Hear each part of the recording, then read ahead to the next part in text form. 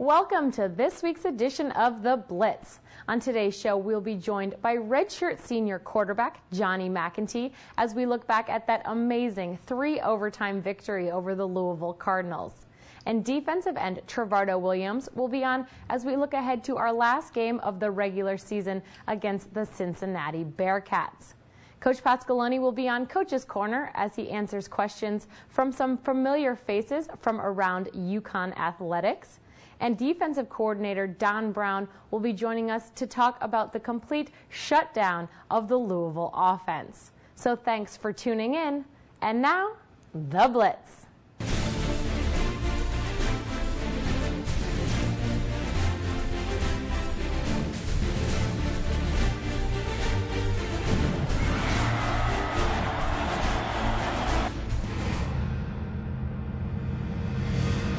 All right, fans, we are joined now by head coach Paul Pasqualoni for Coach's Corner. Thanks for joining us again.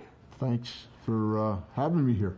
All right, now there just aren't enough adjectives to describe that win over Louisville, a 3-overtime win against a top 20 team. How proud are you of those guys? Well, we're really proud. You know, it takes real toughness to be able to go on the road against a top 20 team and then be winning the game right up until the last play of the game and then having to play 3 overtime. So I thought our guys were really proud of their persistence, their perseverance, and how tough they are and how hard they fought. And we do have to talk about that defensive performance. We have defensive coordinator Don Brown coming on the show later. They're holding them to just 27 rushing yards, the #1 scoring offense in the Big East, keeping them to just 10 points in regulation, their fewest points by far all season. What can you say about their showing this weekend? Well, they did a great job of stopping the run, as you said, and the key to that was then putting Louisville in situations where we knew they had to throw the ball, and it wasn't in between where we have to guess whether they're going to throw or run. We knew once we were dominant in run defense that they would have to throw it, and then that helped us in the pass rush, so it was really a big thing. Very exciting win. All right, now this week we've got another twist. Last week we heard from some of the student athletes on campus, and now we've got some of your colleagues who are ready to interrogate you if you're ready to go. Well, this should be fun. All right, let's take a look. I love football as much as anybody, but Coach P, I never asked a coach this before, but the nights before games, you know, they take the football teams off campus and put them like sequestered someplace. Like, what do you guys do? You got 85 guys. Like, you like roast marshmallows. Like, you guys hold hands and do seance. Like, they have a sports psychologist come in and you all lay down and go, Like, what kind of stuff do you guys do?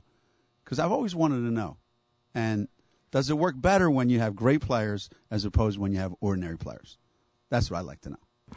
Well, Geno, when we get to the hotel, we give them about 15, 20 minutes to check in, and then the meetings start. So the first thing we do is we have a team meeting, and we go over the factors. I cover the factors and the important issues and what it's going to take to win the game. And then from there we go to special teams, and we spend about another half an hour on special teams going through every situation we can. And then to answer your question, this would be the real interesting part. The offensive unit and the defensive unit break up, and we have a film that's scripted. It's probably somewhere between 50 and 60 plays, and we literally play the game the night before, and we do it with the guys in the room and the offensive coordinator, defensive coordinator, calling the player, calling the defense, and then putting the play up on the screen and asking players what their assignments are and how they would react and what their response was. So by the time we get done with that, it's usually somewhere around 10 o'clock. The guys go to sleep. Hopefully they get a good night's sleep. It's the one night of the week that I sleep. I don't sleep any other night of the week, but I can sleep on Friday night for some reason. It's just always been that way. And hopefully we're ready when we get up on Saturday morning to go play a great game. All right, a little inside information for some fans. All right, let's take a look at the next question. Coach P, Ray Reid from Men's Soccer. I know you have a big game this weekend as well as we do with the Creighton Blue Jays, and I know you're taking on the Bearcats. I'm curious, if you could bring anyone in at all to speak to your team the night before the game from a motivational sense, who would it be and why? You know, of the guys that I've been around a lot of good coaches, Ray, really have. And maybe the guy I'd bring in is Sean Payton. You know, Sean is either Sean Payton or John Gruden, one of the two. I think they're very, very similar. Sean Payton worked with John Gruden when they were with the Eagles together, and I think a lot of Sean's approach comes from John Gruden. But they're two very high-energy guys. They see the game very well. They know the game very well, and they're very, very upbeat and high energy and motivational just by their nature. All right, get the guys fired up the night before. Yeah. All right, now for the last question, let's head over to the baseball diamond. Coach, I know you football guys work those 25 hours a day, but us baseball guys have more time to ponder these kind of things. I'm just wondering, after you beat Cincinnati on Saturday, you got one choice between an Italian combo grinder from Nardelli's, or do you go with the hot dog with everything from Blackie's? I got to know. Well, Jimmy, not many people know that Blackie's is in Cheshire is kind of a famous, hot dog spot. Staple. And I really like those hot dogs, but blood's thicker than water, so I'm going with the Italian sub. All right, a little loyalty. Very nice. All right, well, thank you so much for joining us here, and we'll see you out at the Rent on Saturday. Thank you very much. Now on Coach's Corner, we are joined by defensive coordinator Don Brown, our only repeat guest. Welcome to the show. Must be my looks. Oh, certainly. Now let's take a look back at that win over Louisville. Thrilling doesn't even begin to describe it. 3 overtimes. How proud are you of these guys for not only beating a top 20 team, but also for the way that they did it? That was unbelievable to come out and compete and play at a high level. That was the plan. We felt like we had a good plan going in. We had 2 weeks to prepare and felt like we had done a good job in that respect, took advantage of all the time. And then when you're trying to do it over the Thanksgiving holiday and balance a little bit of family time with staying prepared and staying focused, I thought our kids did a tremendous job of that. And then go out and just play at such a high level. It's just great to see and proud of our players. And we talk about it each and every week, how impressive that defense is. And somehow each week you seem to top it. Keeping Louisville to just 27 rushing yards, just 10 points in regulation, their fewest points all season by far. What did you see out of your guys that made that execution possible? I think the Pitt game gave us a little bit of momentum going into the Louisville game. And, we're still breathing. We're still there with a chance for a bowl game. So, it's like with our guys that are competitors, it's like dangling the carrot there in front of them, and they badly want this and are willing to lay it on the line to get it done. The other thing just to point out is when Coach Pasqualoni this weekend after the game asked, who he felt on defense deserved game balls. Instead, our decision was to give it to the entire defense, because not only was it the Trevardo Williams, the C.O. Moores, the Bleedy Rays, the Dwayne Gratz. Mm-hmm. It was Tim Willman chipping in, Julian Campenny chipping in, Kent Auriemma, who was on the scout team field for a good portion of the week, chips in.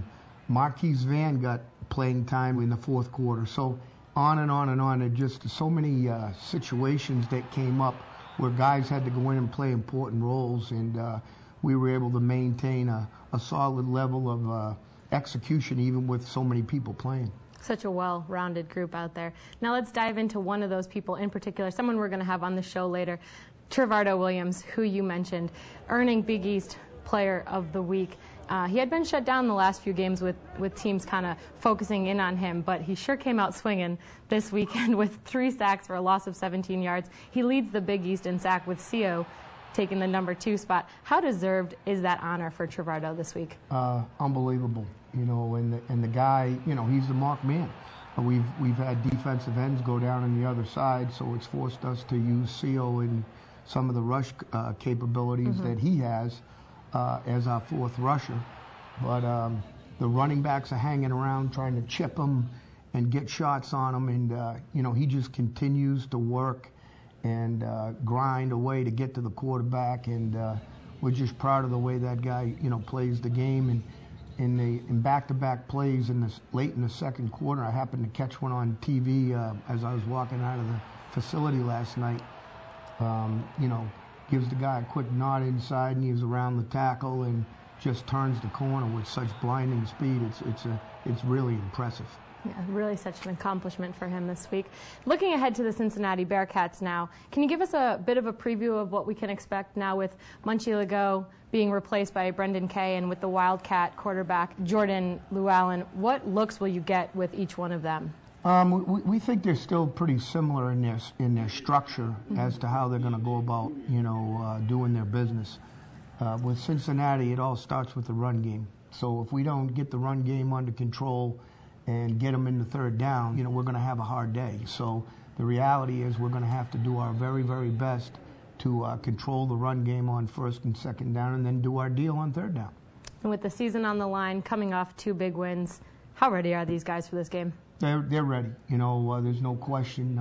Physically, last Saturday took its toll.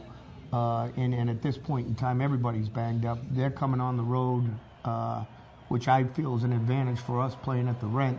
They've played 10 straight weeks. So there's nobody's going to be crying about who's banged up and all those things. You just got to buckle your chin strap, take a couple of aspirin, let's go to work. Ready for a battle. Ready for a battle. Well, thank you so much for joining us today, Coach, and giving us a little bit of insight. Thank you very much. All right, now let's take a look back at highlights from our thrilling win over Louisville.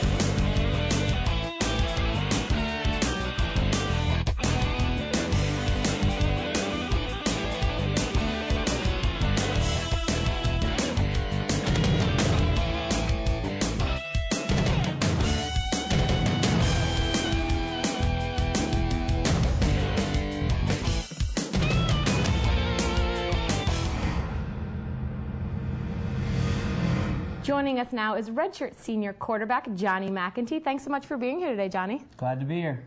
Now, coming in on Saturday to relieve an injured Chandler Whitmer, then going into the overtime, finding Lyle for that 17-yarder, and then Shaquem Phillips in the end zone for a touchdown. Can you talk about being able to contribute the way that you did in such a critical part of that game?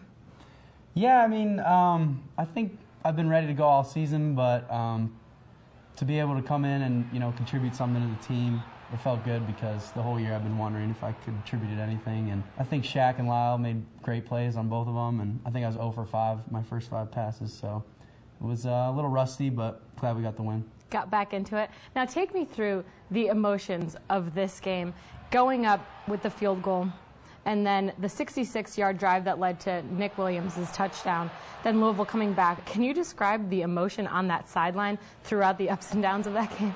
Yeah, it was definitely high highs and low lows in that game. When they came back, we knew it would go to overtime, and I think everybody was pretty excited. We had an overtime game early in the year that didn't go our way, and I think we knew what we had to do, and luckily we came out on top. All right, and we have to talk a little bit about your buddy, Chad Kristen, with his 3 field goals for 39, 37, and 30 yards, 2 of them with the game on the line in overtime. How much composure does he have, and how critical was he in that win this weekend? I mean, kicker is one of the toughest positions, and it all comes down to you. The second kick was actually the biggest one because he tied it up and let it go to double overtime and then was able to win it for us in triple. And it says a lot about him. And he's had some ups and downs this season, but he came through big on the biggest game of the year so far. And with this team winning 2 big games against really worthy opponents in a row, what has the mentality and the mood been like in the locker room, out on the practice field, knowing you guys came alive at just the right time, and how do you ensure that you do that again this weekend? Yeah, at 3-6, I think it was kind of us against the world mentality, and to get these last 2 wins has been big, and if we can pull off a 3rd one this weekend, which everybody's working for, I think it'll be a big victory for us and say a lot about our team. Well, I know Husky Nation is certainly pulling for you guys. Now, we have to talk a little bit about how you got your claim to fame here. The trick shot quarterback video, which now has nearly 7 million hits. Can you talk about creating that video, and did you ever think it was going to become as big as it did? We kind of made it as a joke one Saturday, me and my friend Isaac and Mark, and we thought it would, get popular around campus and kind of be something fun, but we didn't think it would ever get like that. International fame. Now, this game against Cincy, of course, is senior day, the last time that you'll play at the Rent after the last 5 seasons here. I know you don't want to talk about it coming to an end, but can you just talk about your experience being able to play for UConn football for the last 5 years and what it meant? This has been quite an experience. I wouldn't trade it for anything. A lot of different people I've met, a lot of great teammates. Coming as a walk-on, I remember first being in the locker room and a bunch of guys tell me I'd never play because I'm a walk-on, and just kind of working my way up, and I have a lot of great seniors I came in with, and I'm looking forward to finishing with them. Well, thanks so much for being on the show today, Johnny, and congratulations on being honored at Senior Day. I know it's been fun for all of us to have you on the team all these years. Thanks. I'm looking forward to it. All right, fans, now let's take a look ahead to our next opponent, the Cincinnati Bearcats.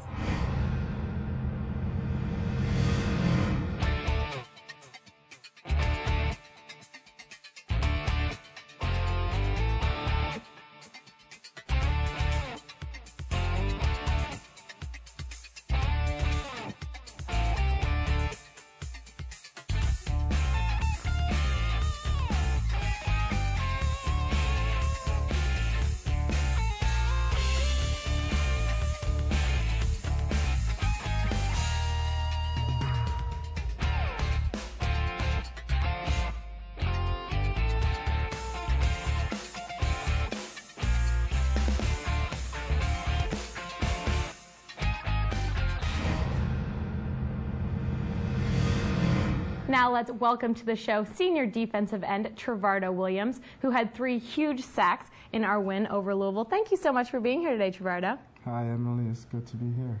Now, with your amazing performance at Louisville, you earned Big East Defensive Player of the Week, and we haven't seen you since you broke the all-time UConn sack record against USF. Now, I know you don't play for these awards, but what does it mean for you to be in the record books here at UConn and to earn that Big East award this week? It just means that in my future I can have something to look back on and just claim. Now, looking ahead to Cincy, they have a pretty well-rounded team, second in the Big East, both in scoring offense and in scoring defense. For you guys being able to see almost a whole season of their play, can you talk about what you're expecting out of this team as a whole? We're just expecting them to come at us hard and fast, and we just have to do the same and attack them with the same spirit. And their biggest threat all year has been their run game, the best rushing offense in the Big East, with George Wynn carrying the ball and, of course, their quarterbacks who love to run.